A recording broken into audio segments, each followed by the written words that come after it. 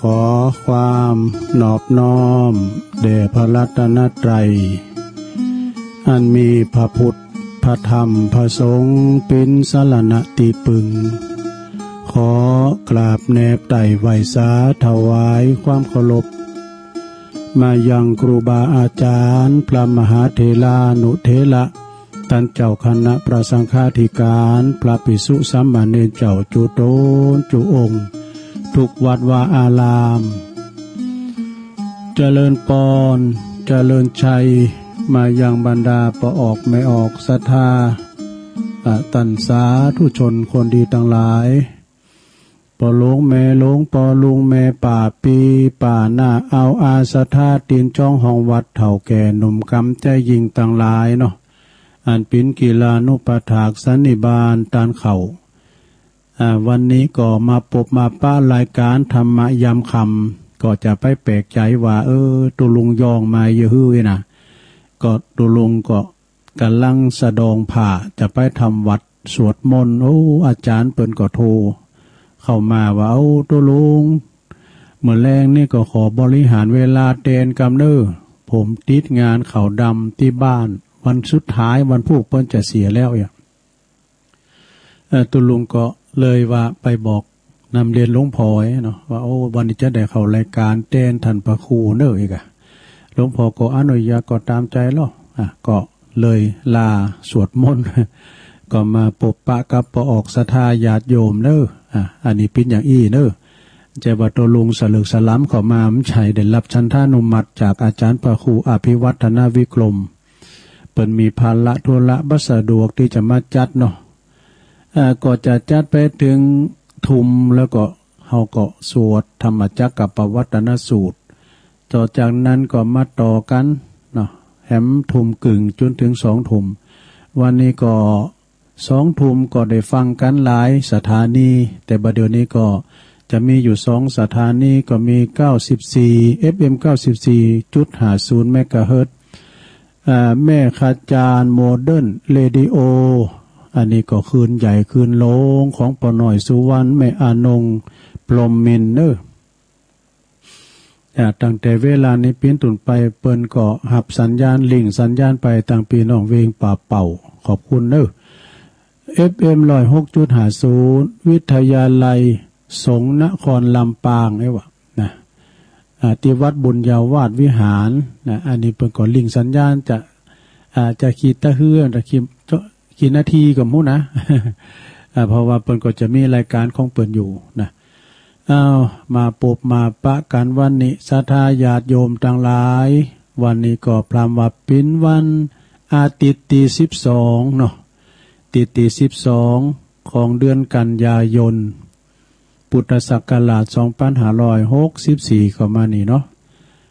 วันพรุ่งนี้ก็จะเป็นวันห่างวันดาละจะเป็นวันพระวันศีล8 ค่ำเนาะวันนี้วันติดแฮมติดหน้านี่ก็วันที่19แล้วกันเนาะศรัทธาญาติโยมทั้งหลาย19ก็ไปปะกันปุณเนอร์ที่สัมอาเตียนดอยนางแก้วก็เปิ้นจัดต้านทำเปตาพลีนะแล้วก็ตั้งแต่วันที่18นั้นก็จะมีกิจกรรมเนอศรัทธาญาติโยมทั้งหลายวันที่18นั้นก็ครูบาอาจารย์หลายก็หลายตุนที่เปิ้นจะเมื่อนอนนะเมื่อจำวัดสัตตหกาลนิยังไปสวดมนต์ไปสนทนาธรรมกันทำวัดสวดมนต์กันเทศน้ำเทศธรรมกันไปศรัทธาเนาะปินตีลื่นเริงบันเทิงจิตใจในธรรมบันเทิงในธรรมนะอยู่ตั้งบ้านตั้งจองฟังกันเพราะว่าเปิ้นจะมีการถ่ายทอดเสียงตัวเนอะจากคลื่นวิทยุ FM 104.50 เมกะเฮิรตซ์จากวัดฝายหินไปมาอันใดก็ฟังวิทยุหันเปิ้นถึงถ่ายทอดเสียงนะศรัทธาญาติโยมทั้งหลายตัวลุงก็จะไปนอนโดยกำนี้ก็ถ้าแต่มีหลายก็หลายตุนจ้ะฝุ่นก็ทำโต๊ะก็ วันนั้นไป2 ตุนฝุ่นตกอย่างฟ้าก้านศรัทธาแต่ก็มนดีนะสงบเงียบได้ยินมันเดินกับฝุ่นตกใส่เมท่านชิด เนาะดังเนาะก็มีครูบาอาจารย์เนาะที่เปิ้นสนับสนุนกันเปิ้นเสียสาระถึง ตั้งอำเภอเวียงป่าเป้าตั้งอำเภอดอยสะเก็ดนะตั้งเฮาพิตุยโดยเมตตาบารมีธรรมในพระเดชพระคุณหลวงปู่ท่านพระครูนิวิตศรีละสังวรหลวงปู่เจ้าคณะอำเภอเวียงป่าเป้าแล้วหลวงปู่รองพระครูพิพิธสุตธรรมนะอันนี้เปิ้นก็ไปถึงว่านนะหลวงพ่อรองนี่เปิ้นปิ้นกันเองเด้อเปิ้นก็มียศมีท้าเนี่ยนะปิ้นกันเองอู่กันธรรมดาปิ้นกันเองนะแล้วก็เมตตาบารมีอันนี้ครูบาดอยเนอะเปิ้นก็ไปถึงว่านตัวลงการไปมันได้ก็ดึงปะกูเตอเนอะเปิ้นก็ปิ้นก้าวปิ้นกันคือปิ้นกำลังใจให้ตูลูกตูหลานหลวงพ่อครูบาดอยก็มีอาจารย์พระครูปริยัติรัตนโชติอาจารย์ท่านพระมหาเสาแก้วประธานอปตเปิ้นก็มาถึงวันแล้วก็มีท่านพระครูบวรธรรมาภิรามอันนี้อาจารย์เจ้าคณะตำบลแม่จิดีใหม่กันเนาะอาจารย์พระครูนี่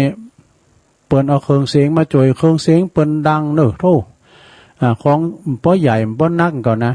ก็ดังดีกล่าวโมนดีวันนั้นก็เอามาทำเด้อพระครูโสพลกิตินิวิทย์นี่ก็ทำตนหนึ่งเนาะพระอธิการจำนันสุทธิโรหรือว่าครูบาเจ้า40,000อันนี้ก็มีบทบาทสำคัญเหมือนกันเนอะแม่งานใหญ่ทำตนหนึ่งวัดสันกูทองนี่กันเนาะสายตั้งเฮานี่ก็มีพระครูอภิวัฒนวิกรมนี่ก็เป็น เป็นก็เป็น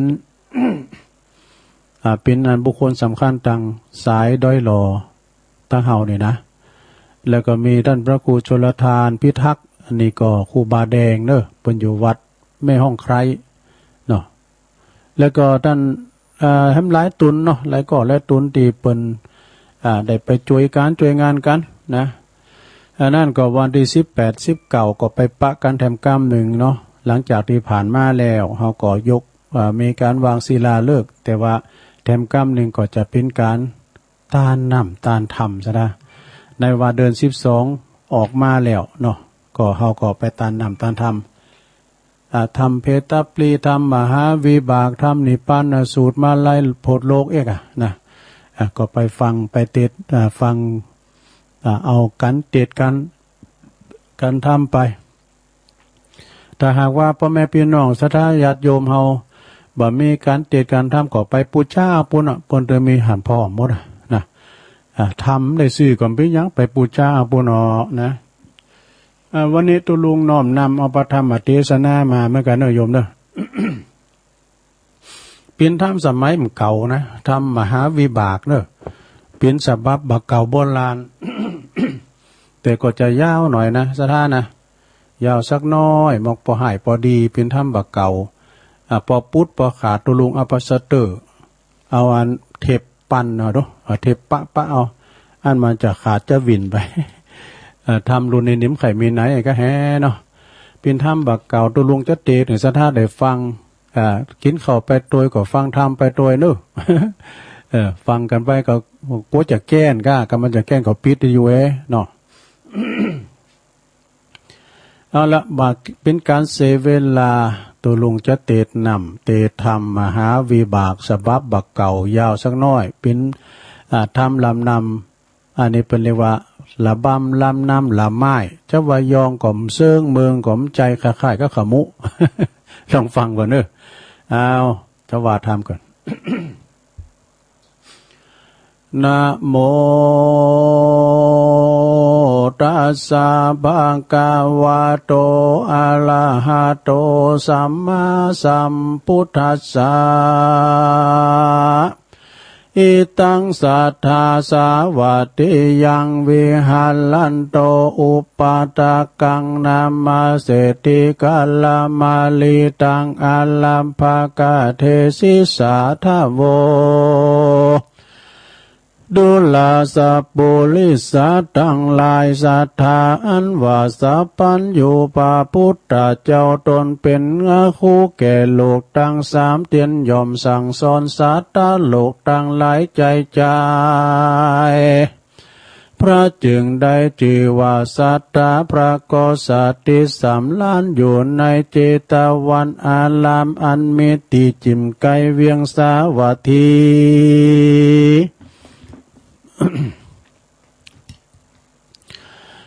ก็มีนาลกายเวียงสาวัตถีก็มีแลอัตตากาเลในกาลขับหนึ่งพระพุทธเจ้าก็ปาลบซึ่งเศรษฐีเหือเป็นเหตุพระก็ปาวัติเตตเก่าเป็นกถาว่าอิเมวัตตาพนโตกายตุจาลิเตนะสัมมนากาตาดังนี้เป็นตนกิละดังใดรู้มานียังมีเศรษฐีผู้หนึ่งอยู่ในเมืองสาวัตถีก็สมฤทธิเป็นดีโดยเขาของ80 โกฏบ่ไล่โหสักประการเต่าว่าหาลูกหลานบ่ได้ย่อมพระก่อไปโดยมาเฉละทำกรรมตันนิเตียนย่อมห่มหีเขาของไว้แม้จะกินก็กลัวพลานแม่นจักต้านก็กลัวเสียงไปหลายเต่าคงควายห้อมยับไว้บ่ใครกินบ่ใครใจบ่ใครมากาตำบุญหือตานอยู่บ่อป้อนนานปัญญาติกรรมหากมาบังเกิดในกายก็หลวดตายไปก็ไม่แลเหมือนนั้นพระยาปเสนาธิโกศลลาดได้ยินข่าวว่าเศรษฐีผู้นั้นตายแล้วดังอันพระยาก็หามายังเสนาอามาตย์หือมาสู่หือมาพร้อมคุมลาดลวงหลวงพระยาจึงทำเสนาผู้ฉลาดอันขวาดลู่ลีดโบราณนะว่าดูลาตันตั้งหลายเฮ้ยอันว่าเศรษฐีผู้นั้นก็ตายหาลูกหลานจักสืบแทนขากูลบ่ได้ในยาหนึ่งนั่นอันว่าเขาของสัมปติตั้งหลายฝูงนั้นเราจักกะตำดังลือดีจาว่าอาละ อัฏฐในกาลายามนั้นเสนาผู้ฉลาดก็ไว้ขาบทูลสาวัตเทวาคาแด่สัมมติเทวะเป็นเจ้าในเมื่อเขาของอันหาผู้รักษาบ่ได้แม่นมีในลัจจตานีแห่งมหาลาดก็ควรไหลเข้าไปในเล่มในสางแห่งมหาราชเจ้าตีนั่นแลว่าอันพระยาปเสนาธิโกศลก็เฮเสนาปุราชปุลิสาไปนำเอามาไว้ในสาง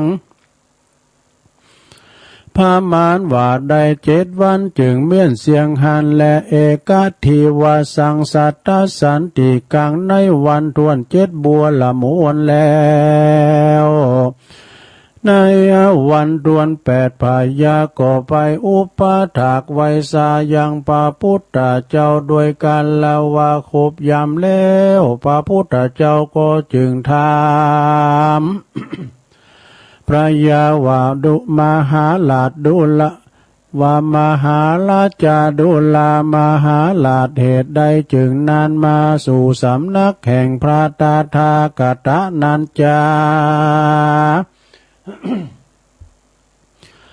ลอยว่าเมปาลิโปกาอย่างใดจะเหมือนนั้นพยาจึงไว้สาวาพันเต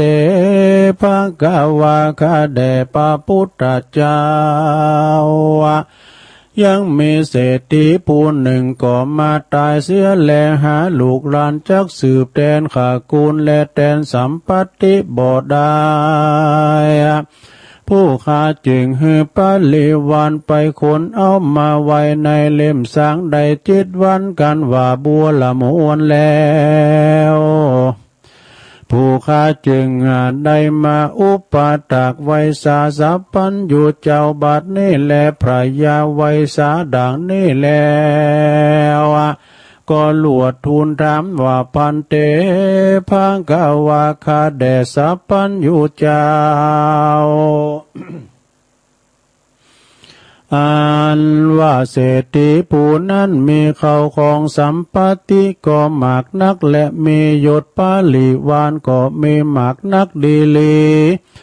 เหตุใดจึงหาลูกหลานบ่ได้แม้นมีเข้าของสัมปติก็มากมันก็บ่อาจจักบริโภคใดสันนั่นจา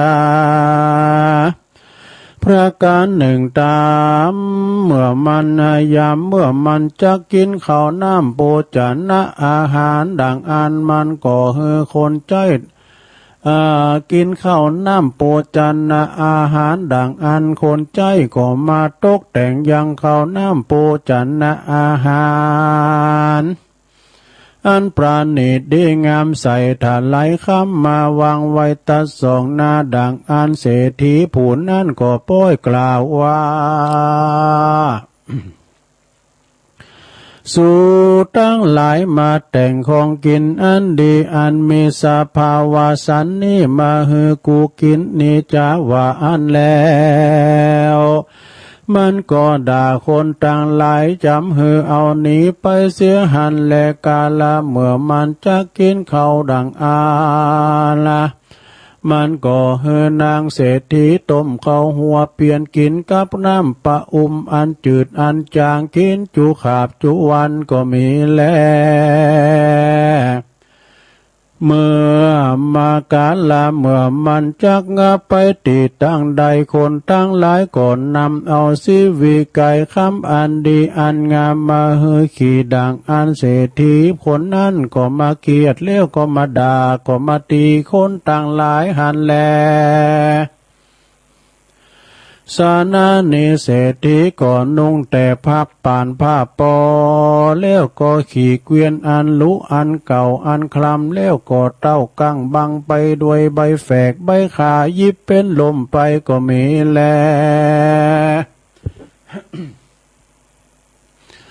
พันเตภังกาวากาแดสพระสัพพัญญูเจ้าส่วนอันว่าเศรษฐีผู้นั้นแม้นมีเข้าของก็มาหลายหมักนักมันก็บ่อาจจักบริโภคได้สันนั้นเพราะบาปกรรมอย่างใดจะขอพระเป็นเจ้าจุงเต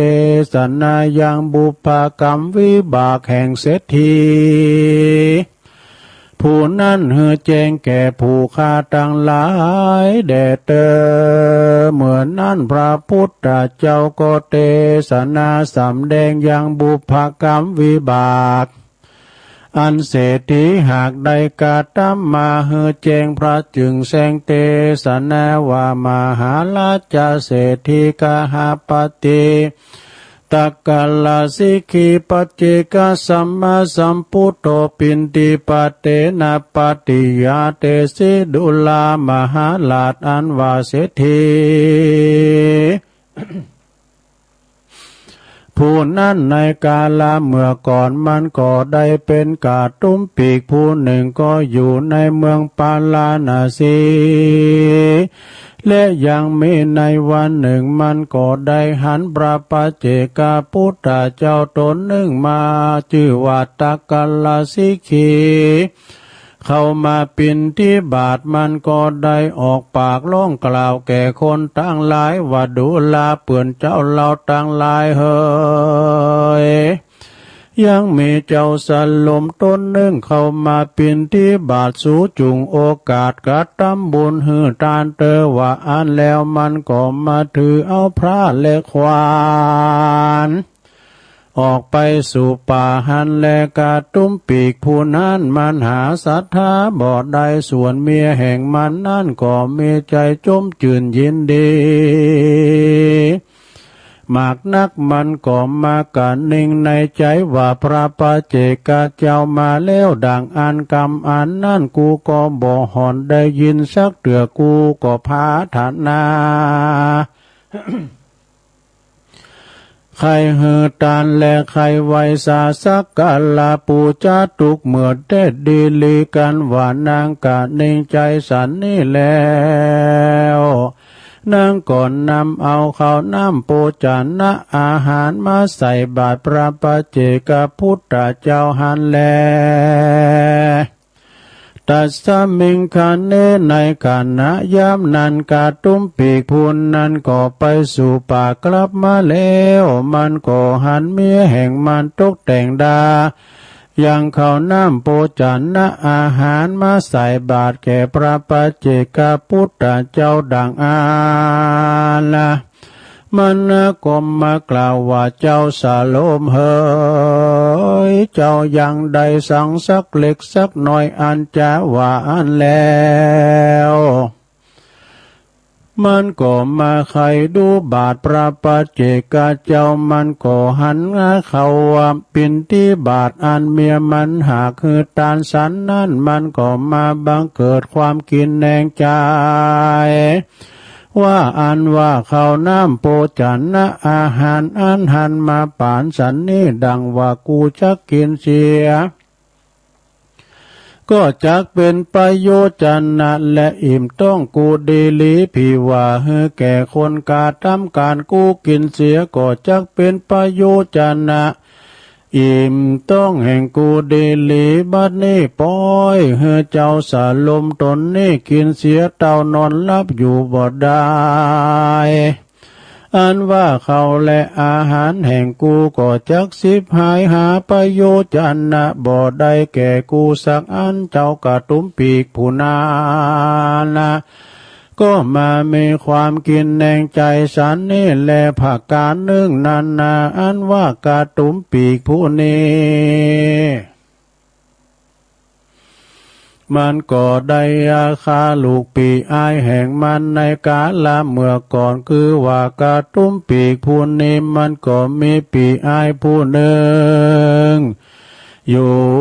ก็อยู่กินกับด้วยกันหันแลเมื่อปลายลุนกระตุ้มปีกผู้ปีนั่นก็มาเล็งหันยังอานิจจภาวะในการวัดเยาเรือนนะว่าปุนดีตุกปุนดีนายหมากนักมันก็มาสาละวัตถุเขาของตั้งหลายปงปันหรือแก่กาตุ้มปีกผู้น้องแล้วส่วนตัวแห่งมันนั่นก่อนนี้ไปบวชเป็นฤาษีอยู่ในป่าหิมพานต์ก็มีแล้วส่วนอันว่ากาตุ้มปีกผู้น้องก็อยู่กาทำการกาลวัดยอเลือนแตนปีแห่งต้นก็ไม่แลอยู่มาวันหนึ่ง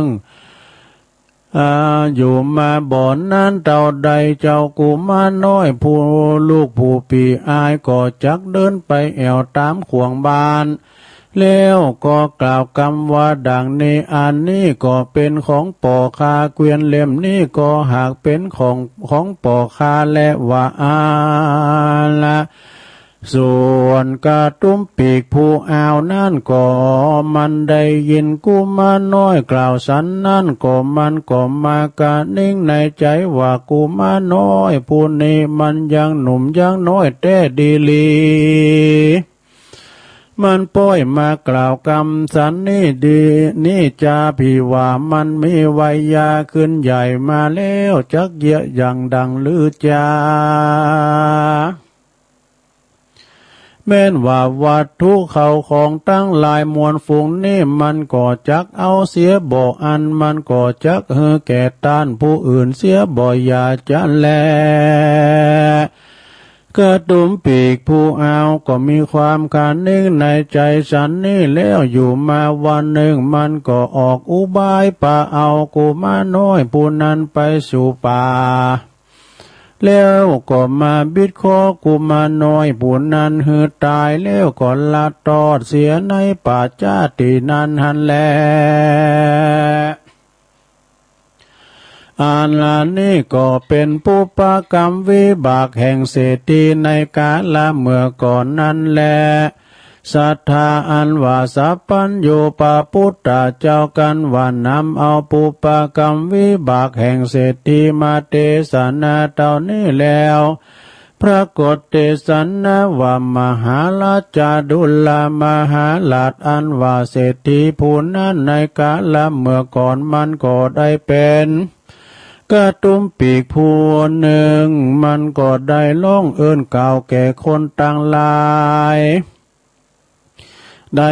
หือตันเขาปินที่บาทแก่พระปัจเจกพุทธเจ้าวันนั้นนาโดยอาเตจะบุญเท่านั้นกันว่ามันจุติตาย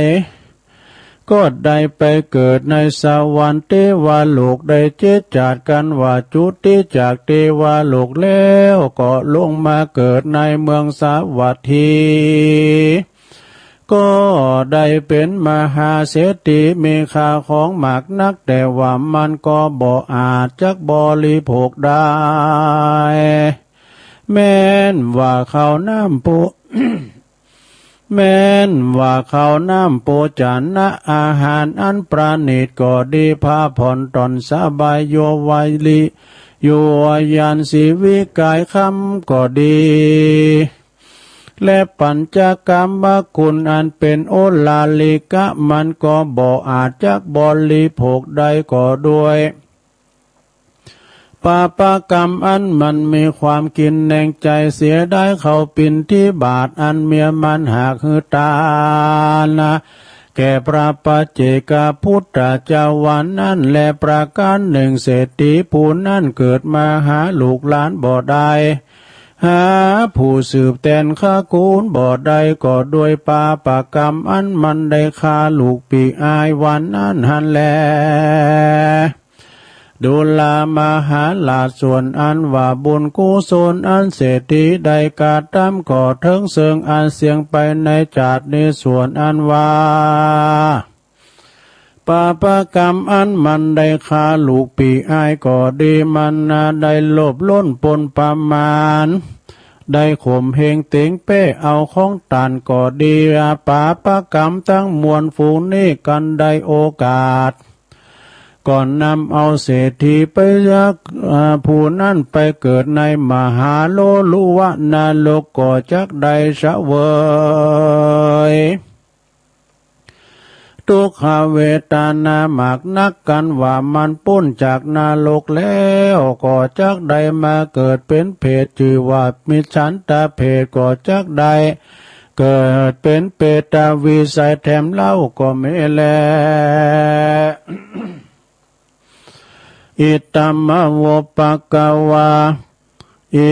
ธัมมะโวจะปะกวาอัตตมนาอิตังวัตวานาสุขาโตตะอัตถาปัลลังเอตัตถัมมะโวจะสัทธาสัพพัญโยพระพุทธเจ้าเทศนาอย่างกรรมวิบากแห่งเศรษฐีแล้วทีนี้พระพุทธเจ้าก็จักเทศนาสำแดงข้าคุณวงศาแห่งเพศตั้งหลายตั้งเจ็ดจำพวกแจ้งแก่เปล่ายาปาเสนาติโกสัลละโกศลและปาลิสัตทั้งสี่พระจึงกล่าวจี้เตสนาวะอิเมวัตตาพนโตกายตุจาลิเตนะสัมมนากาตาวาจิตุจาลิเตนะสัมมนากาตามโนตุจาลิเตนะสัมมนากาตังอลิยานังอุปวัตกันนังมิจฉาทิฏฐิกามิจฉาทิฏฐิกัมมังสัมมานาสัมมาทาเตกายสาเปตาปัลลมนาอาปายังสุขติงวินิปาตังเอนิลิยังอุปปันนาติดังนี้และดุลามหาลาภอันว่าและปาลิสัตทั้งหลายสัตตาอันว่าสัตว์ทั้งหลายฝูงพระก่อไปโดยอากุศลกรรมหมด10ประการคือกายทุจริตกทำผิดด้วยกายมี3ประการคือฆ่าสัตว์ลักเข้าของแห่งตันผู้อื่นและกทำกาเมสุมิจฉาจารเล่นจู้จากผัวเมียแห่งตนวาจีตุจาริตกาทำผิดโดยวาจา4ประการ คือมุสาวาตากาเก่ากรรมนาจุลไลปีสุนนะวาจาเก่ากรรมสนกรรมสอบพลุสวัสดวาจากล่าวกรรมมาหยาบจ้ากายแข็งจาบุบตีฟันแต่งงาตันจะสัพพละวาจากล่าวกรรมอันหาประโยชน์จะนะบ่ได้เป็นตนว่ากรรมจมกรรมแจงติเดียนนินตาเล่าหน้าจาขวัญแห่งตานามโนตุจาริเตนะกาตามพิษด้วยอาใจมีสามประการคืออาปิญจาโลภเอาของแห่งตัณหาเป็นตนว่าโลภเอาเขาโลภเอาเขตบ้านนาเขตเรือนเหลือกสนไหลนาเขตวัดวาอารามฝูงนี้การตายจากอันนี้ก็จักใดมาเกิดเป็นวอกเป็นกลางก็มีแลปุกกะละผู้ใดมีกรรมปากจากาแข็ง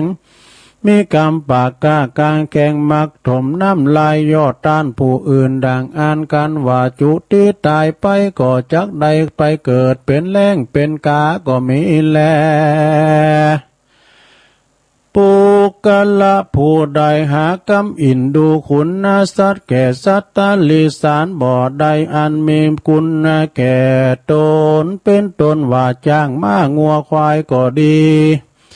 ยอมมาคำขานละวีคาบุบตีดังอันงาก่อจักใดมาเกิดเป็นจักเข็บแมงป่องเสือมีปุกกะละผู้ใดยามเหือตานป้อยบังเกิดความโมโห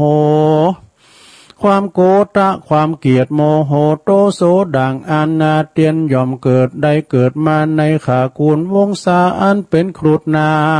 คมีตัวลิติอากายแข็งหมักนักแลปุกกะละผู้ใดประกอบไปโดยกรรมมานะสหาวบ่หูกุลพ่อกุลแม่ใดประมาทแก้วเจ้าทั้งสามยอมจะเกิดมาเป็นหมาก็ไม่แลโดยกรรมวิบากยอมตกแต่งให้แก่สัตว์ทั้งหลายฝูงใดกาตามเหือใดบางเกิดในคากุลสัตว์ต่างหลายนาดังพระสังฆยาณาจารย์มหาหากจักนำมาสาธากาสำแดงตามบาทบาลีแห่งพระพุทธเจ้าบทหนึ่งว่าเออาลิยานังอุปวาตกานังดังนี้ก็มีด้วยประการดังกล่าวมานี้แหละนะมหาวิปากสัมมาตังนิติตังขิยาอันกล่าวเตสนายังมหาวิบากก็บังกมนะสมเรสเด็จแล้วเท่านี้ก่อนแลสาธุสาธุสาธุมอยไม่กันนะลงเด้อจบลงไปศรัทธาญาติโยมต่างหลายอันนี้เป็นธรรมเก่าโบราณแต่เน้อจะยาวไปหน่อยในลงเด้ออันมีจื่อธรรมว่าธรรมมหาวิบากฉบับเก้าเนาะถ้าปินเพลงก็อมตะนิรันดร์การปินตุนฉบับแล้ว โอ้ธรรมมหาวิบากนี่ก็มีคติธรรมหลายอย่างเน้อศรัทธาเน้อปินตุนว่าเปิ้นว่าในธรรมนี่มันมีเศรษฐีผู้หนึ่งนะเปิ้นบากินบาต้านคือเป็นคนขีจิธานีเศรษฐีในกองความตุกเนาะเปิ้นว่าเศรษฐีอยากจนว่ะมีขาทาสบริวารก่อนนักนาป้าป่านมีลูกมีเมภรรยามีหมดเวลาว่าจะกินข้าวโอ้คนจ่ายคุณซอยก็มาตกแต่งด้าข้าวน้ำโปจนะอาหารอันประณีตดีงามมาตั้งวางไว้สองหน้าเศรษฐีผู้นั้นซ้ำมาเกิดมาเกตมาด่ามาว่าเหือกับคุณจ่ายทั้งหลายหูกินชีพกินหายก็อีลำเหลือว่าชัวกินดีลำเหลือเฮ็ดไม่ไหนอย่ามาแกงกันแต่แกงเฮ็ดนะหมอโอ้มันไหวก็ไอ้ย่าพุทโธเขาคงเงินคำสัมปติของข้าก็จะชีพหายก็ไอ้น่ะเอาไปเอามาเวลาว่าเปิ้นจะกินข้าว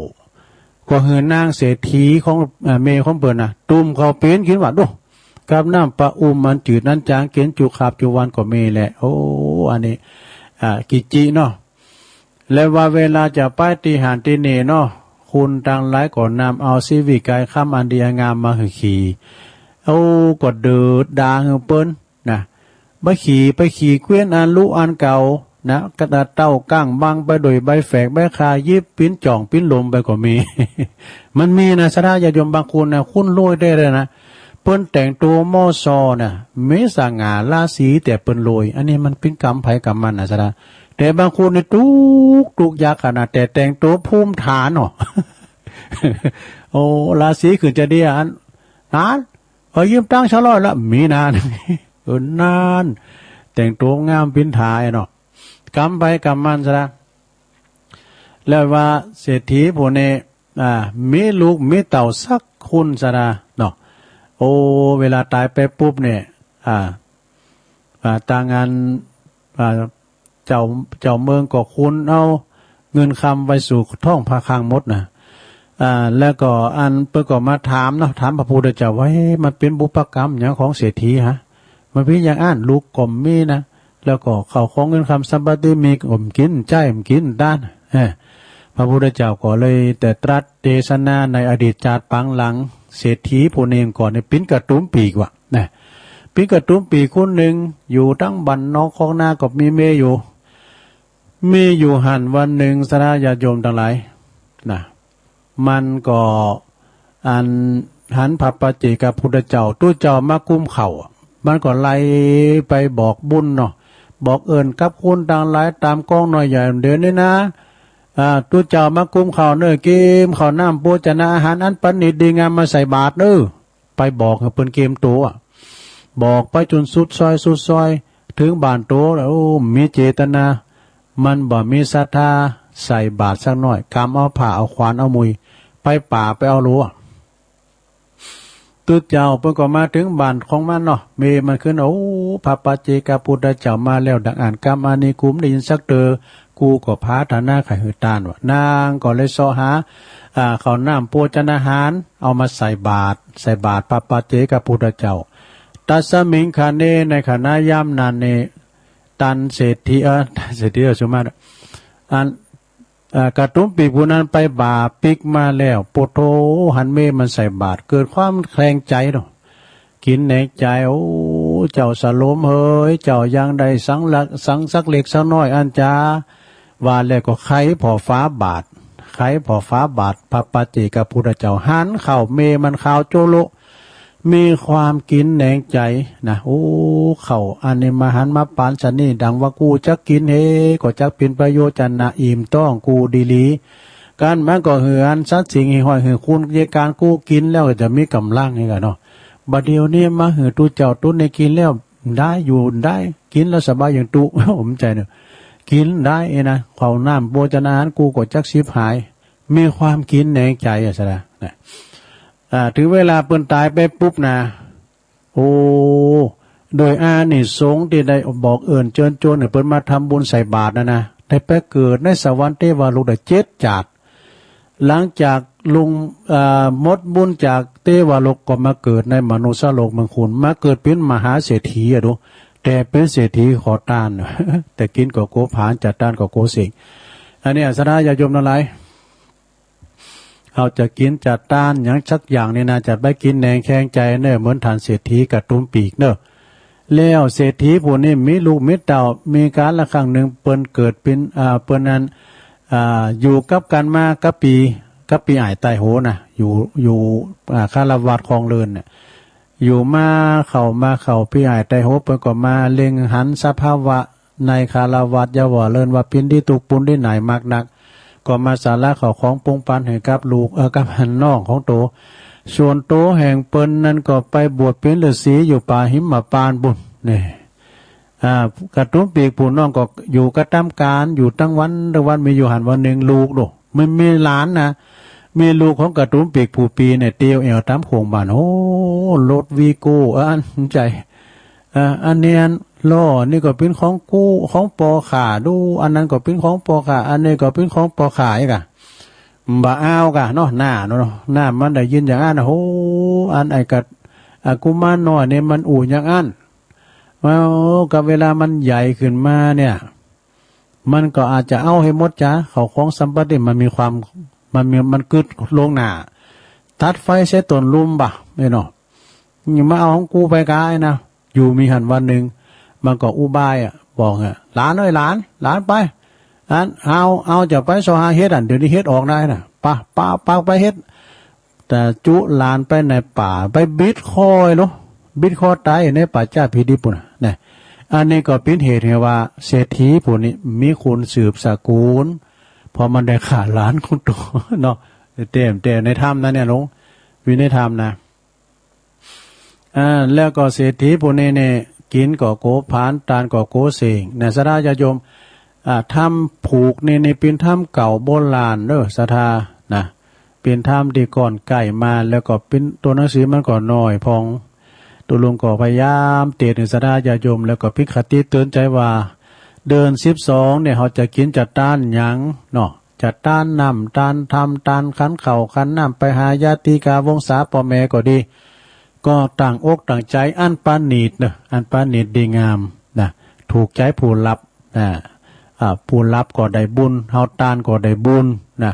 บุญกุศลนี่ก็ส่งอยู่ไปหาญาติกาพงษาพ่อแม่พี่น้องในเวลาโอกาสที่เดิน12เปิ้นว่าจ่ายย่อมพิบาลนะจ่ายย่อมพิบาลเปิ้นปลดล็อกคือเปิ้นปลดล็อกอันไขมันตูหมอน6คนเด้อแต่ว่าเปิ้นจะปลดล็อกมือมนุษย์เฮาด้วยนะ เปิ้นจะปลดล็อกอัน